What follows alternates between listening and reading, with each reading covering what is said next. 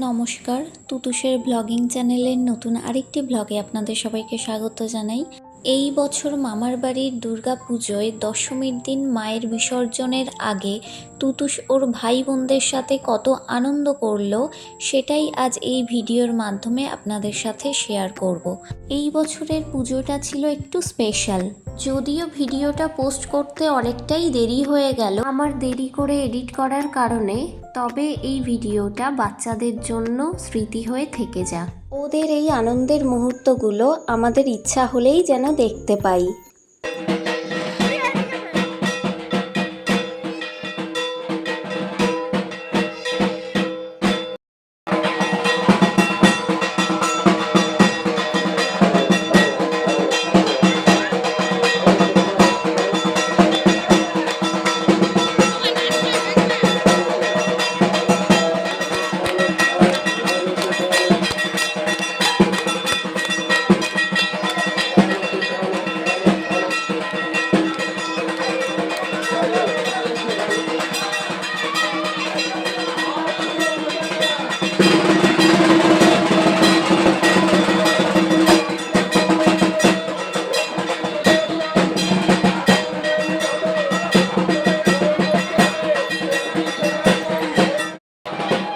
এখন মাকে বেদি থেকে নামানো হচ্ছে, এরপর বরণ করা হবে, তারপর শুরু হবে সিঁদুর খেলা। সবাই এক জায়গায় হয়ে সিঁদুর খেলতে ভালো লাগে ঠিকই, তার সাথে মনটাও ভীষণ খারাপ হয়ে যায়, কারণ এ যে মায়ের বিদায় বেলা। পুজো আসার 2 মাস আগে থেকে দিন গোনা শুরু হয়ে যায় কবে পুজো আসবে। পুজো আসার আনন্দ উপভোগ করতে করতে কখন যে পুজো চলে আসে, আর তার সাথে আমরা সারা বছর অপেক্ষায় থাকি কবে পুজোতে মামার বাড়িতে যাব।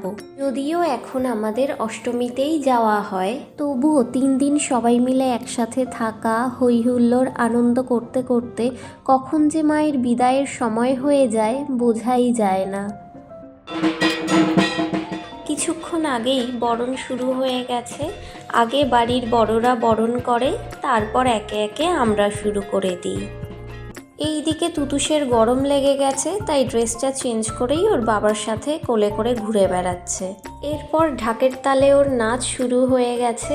এই নাচটাও নতুন শিখেছে জানেন তো। বেশ কিছুদিন হলো যে কোনো মিউজিকের তালে তালে ও এইভাবে গা দোলানো শুরু করে, আর তার সাথে চরকির মতো ঘুরতে থাকে। একে একে ওর ভাই বোনদেরকেও এক জায়গায় আনা হচ্ছে। 4 ভাই বোন এক জায়গায়, তাও আবার সমবয়সী।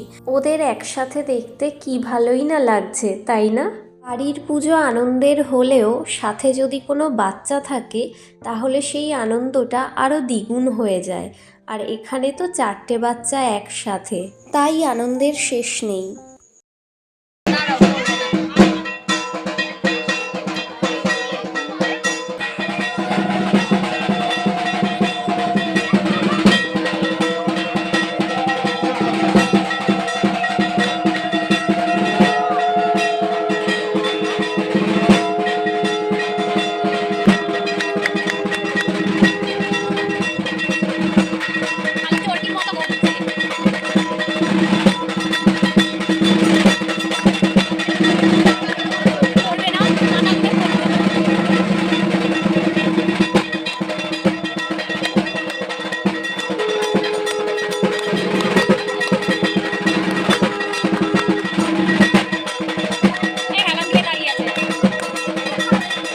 ওই যে ফোন হাতে যাকে দেখছেন উনি হলেন আমাদের বড়দি।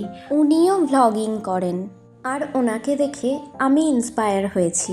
তাই ভাবলাম তুতুসের ছোটবেলার এই স্মৃতিগুলো ভ্লগিংয়ের মাধ্যমেই তুলে রাখা থাক। তুতুস এই সময়টা সবার সাথে বেশ এনজয় করছে।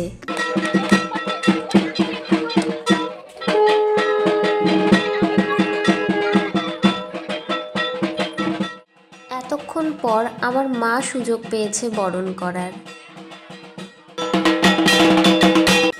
আমার মামার বাড়িটা যে গ্রামে, সেইখানে মাত্র 2টো পুজো হয়, তাই পাড়ার সবাই এক জায়গায় হয় বরণ করার জন্যে।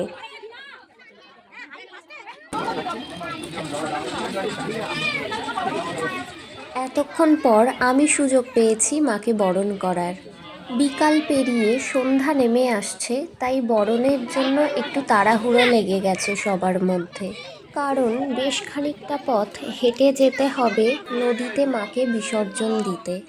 যেতে দেরি হলে গ্রামের অন্ধকার পথে ফিরে আসতেও দেরি হয়ে যাবে। যদিও সাথে লাইট থাকে, তবুও এখানকার রাস্তাটা খুব একটা ভালো নয়।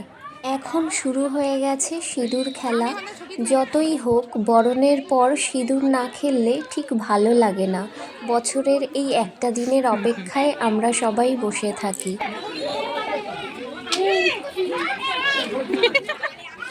মামার মুখটা ওটা পেঁচার মতো লাগছে।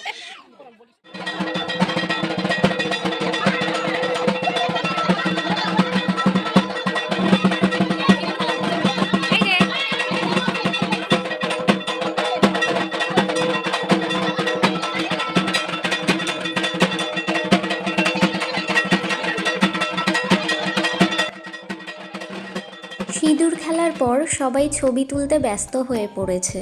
এই যে জলটা দেখছেন, এখানেই মাকে রেখে বরণ করা হয়েছিল, তাই মায়ের বিদায়ের সময় এখানে জল ঢেলে ধুয়ে দেওয়া হয়েছে। তাই সবাই জলটা মাথায় দিয়ে প্রণাম করছে। মাকে এখন মোটর ভ্যানে তোলা হয়েছে, ভাসানের জন্য নদীতে নিয়ে যাওয়া হবে। দেখতে দেখতে সেই সন্ধ্যাই হয়ে গেল। আর এখানে সবাই ঢাকের তালে নাচ করা শুরু করে দিয়েছে। আর করবে নাই বা কেন? আবার এই দিনটা আসবে 1 বছর পর।